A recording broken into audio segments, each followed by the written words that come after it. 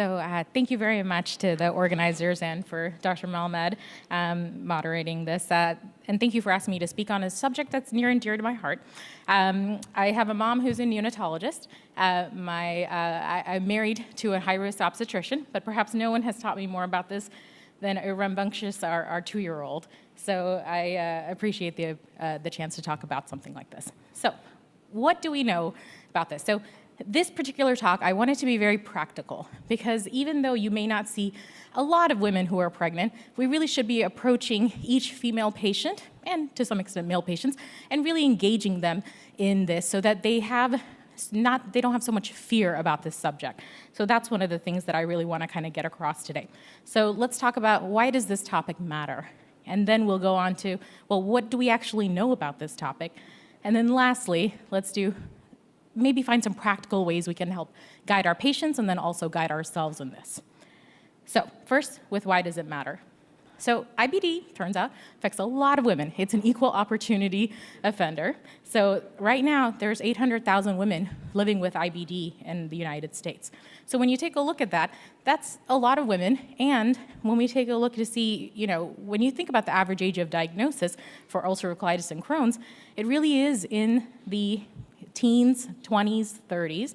And when you take a look at, this is the data from the most recent CDC report for pregnancy in the United States, it's, again, mirrors that same area. So when people get diagnosed with this, even if they weren't thinking about having a child, they may say, oh no, what does this mean? Maybe I wasn't sure I wanted to have a family, but now does that affect my ability to even have kids? And so we really want to kind of keep that in mind, even if they're not telling us this, that this is a concern for a lot of people. And we know this because lack of knowledge is associated with childlessness when it comes to women with IBD.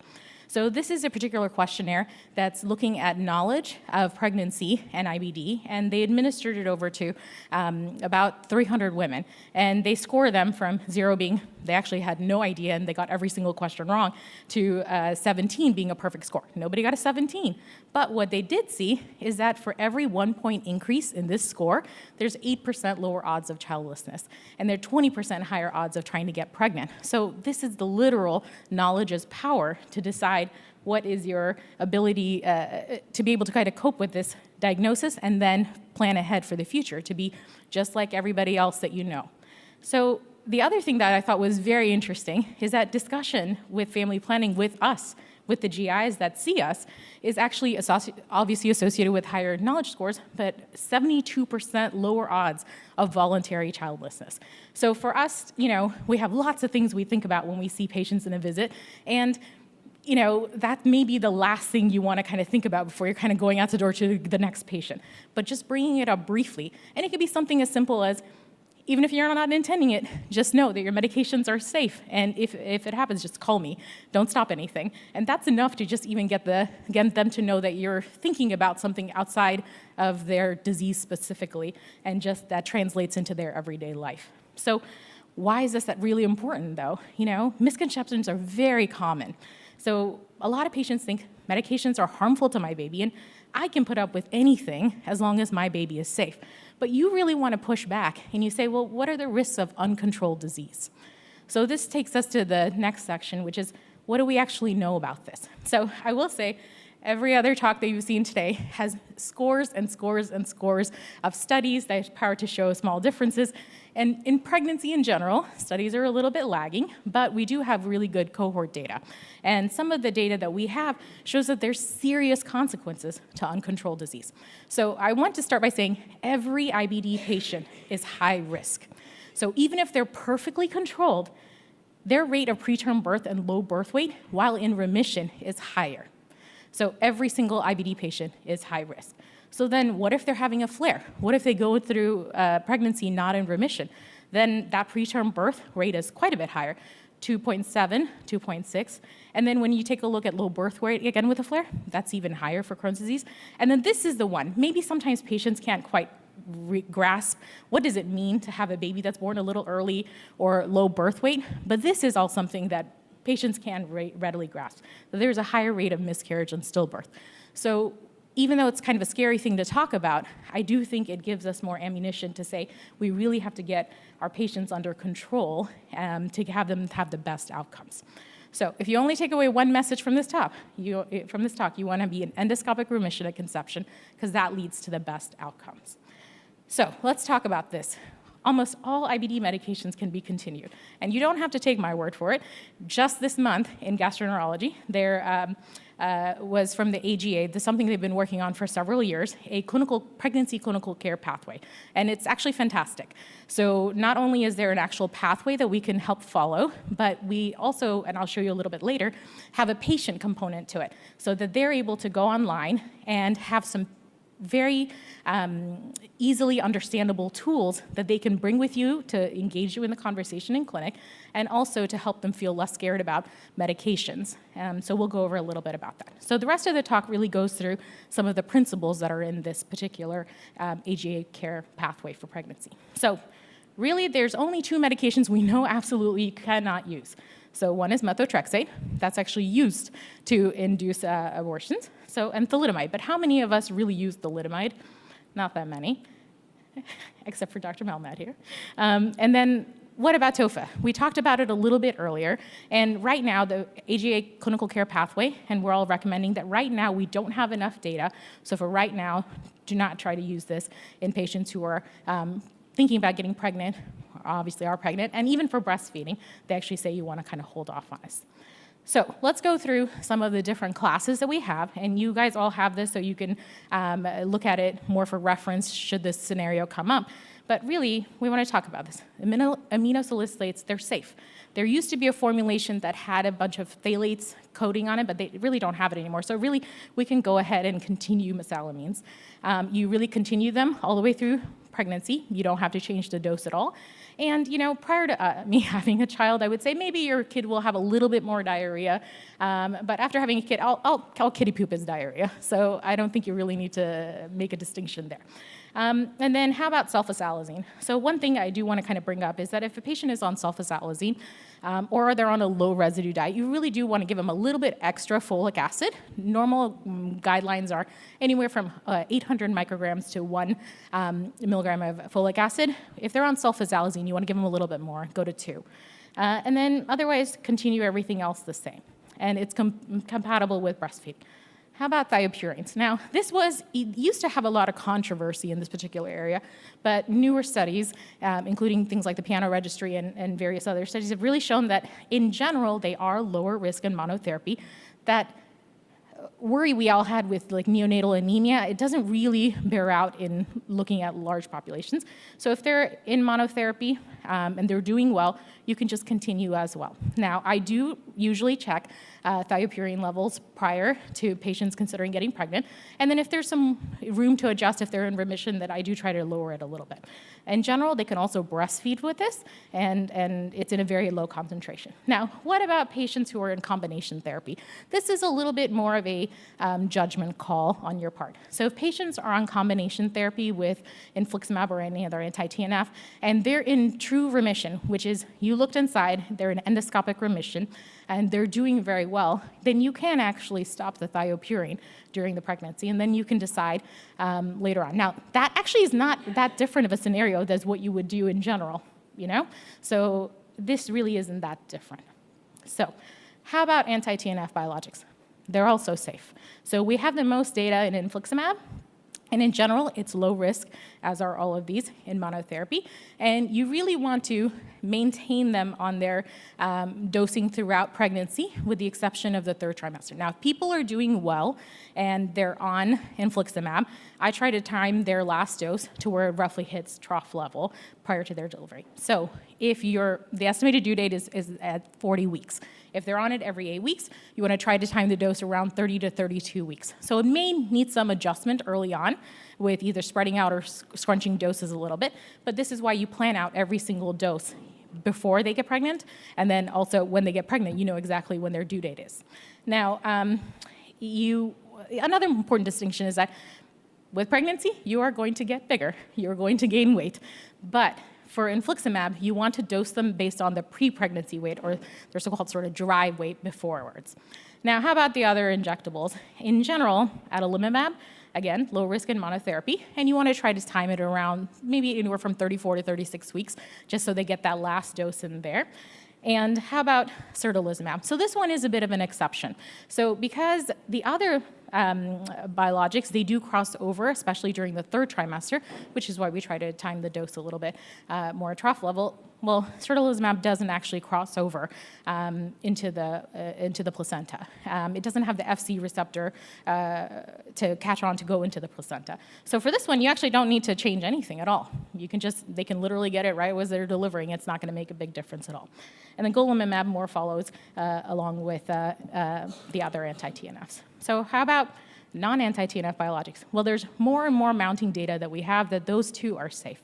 So I'll talk more about ustekinumab and vedolizumab because that's what we're more using. In general, again, low risk in monotherapy, lower undetectable levels in breast milk, compatible with breastfeeding.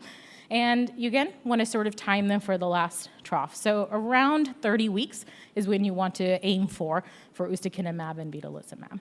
And then how about steroids? So I think, unfortunately, it's sort of a situation where I think steroids, we probably all feel more comfortable using steroids in pregnancy than we do for biologics. But really, I want you to sort of flip that around and see. So steroids, especially prednisone, does have a fairly moderate risk for gestational diabetes preterm birth. But to be honest, if you need to use it, use it. And we'll talk about a scenario a little bit later on about when should we use it. Is it better to use it first, second, third trimester? What are some positioning we can do? And then how about budesonide? We have a little bit more limited data, but in general, it appears to be low risk. And again, go ahead and breastfeed and no reason for pump and dump. How about antibiotics? Again, these are generally safe if they're sort of limited. So somebody who has a lot of refractory pouchitis and they're always on these kind of antibiotics on and off, those are somebody you may want to counsel ahead of time for pregnancy that really shouldn't be on these for long term. And it's because in the case of metronidazole, it is a possible mutagen, and the OB guidelines say to avoid breastfeeding on it. And then how about Cipro? It can cause some diarrhea and some candidiasis, so it is compatible with breastfeeding, but you want to delay the breastfeeding dose a little bit. And then, well, now that we know that medications generally are safe, how do we monitor people during pregnancy? Now, this was a fantastic study that was done when I was in medical school at UT Southwestern in Dallas, where they took essentially thousands of normal women who had normal deliveries and they didn't really have anything. They just said, what are your values for CBC, for CMP, for lipids, for what? What is normal? And for ESR and CRP, you can see here that these are patients who do not have IBD. They are just your average woman having a baby. That the ESR normal is up to 70 in the third trimester, and a CRP, it can be as high as 20 in the second trimester. So these are less useful to us during pregnancy. So what can we use? We can certainly use what we're more leaning to now, which is a fecal calprotectin. That hasn't really been shown to be changed or much with pregnancy. And then lastly, how about imaging? So imaging, there's more and more data coming out that one CT scan, if you absolutely had to get it done, let's say you were worried about a bowel obstruction, things like that, it actually has less radiation overall, and is technically, if they had one CT scan, it's actually safe. But more of us always lean towards MRIs in this, but I just want to make sure that you guys are aware that, especially if they do have an MRI, and especially with gadolinium, then that was actually associated with an increased risk of NSF and an increased risk for stillbirth or neonatal death. So you really want to, if you're going to do an MRI, without gadolinium.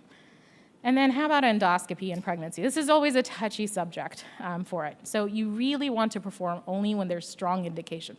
If this is going to be a new diagnosis and you want to, that's a good reason. If it's going to be determine how you're going to change how you treat this patient, then that's a good indication.